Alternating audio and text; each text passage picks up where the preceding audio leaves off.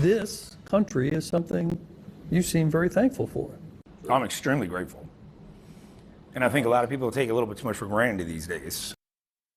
And as we approach Thanksgiving, there are some people right here in the Piedmont Triad who are showing thanks for their country, but they're also working to make it even better. Tonight, the Buckley Report introduces us to a group of people who consider themselves patriots and doing the work required to be just that.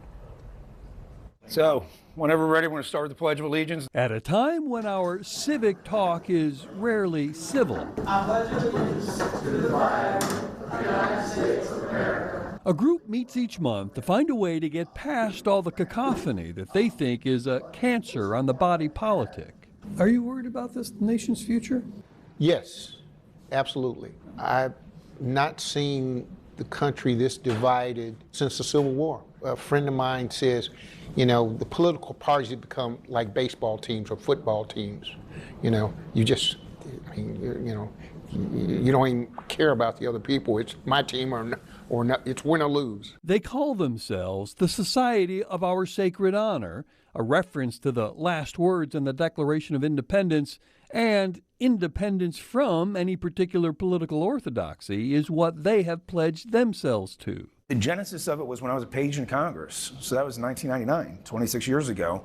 I was on the House floor every single day, and I saw how the Congress operated, and I loved the democracy, but I was also frustrated. So as much as I loved it, I was also like, why are we all fighting? Like, what's going on? So Chris Hart began this group to promote open and, most importantly, respectful conversation. When you can bring people together, there's almost no hatred that doesn't melt away. 100%.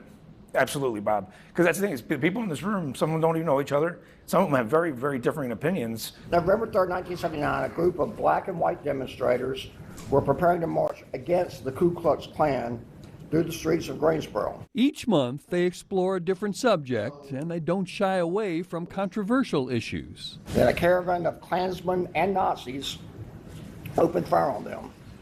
It lasted 88 seconds. After those 88 seconds, 5 demonstrators lay dead and 10 others were wounded.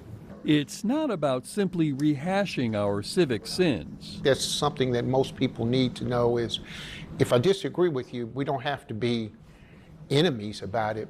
But this group isn't partisan. No, it is not. Not at all. Even though the organization is neither liberal nor conservative, it is unapologetically American. Yes.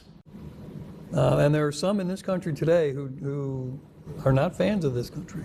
Yeah, and I've gotten some of that pushback, and it's a little frustrating because it's not trying to shield ourselves from the fact that to say America is the greatest country, I think it is the greatest country in the world, but it's not to say that we don't have our faults. Which is why each meeting is built around its 3 tenets: to remember America's past with pride, think about where we are as a society today, and work to get closer to the promise of our founding. Something even the younger members, I'm DeMarcus Lewis, can get behind. This organization unabashedly says America's a good place. Yes. Is that how you feel? I do. I really do. Have you changed any of your points of view being at one of these meetings?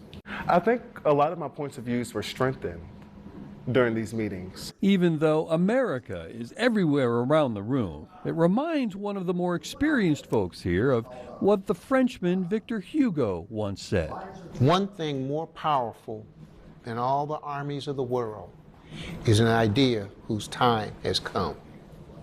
And the idea here is? Freedom, capitalism, be civil, and we're all Americans. Pledged indivisible, with liberty and justice for all. To the same ideals. Bob Buckley, Fox 8 News. The Society of Our Sacred Honor meets the second Monday of each month at the Edwards Library branch in Greensboro off Hobbs Road near New Garden.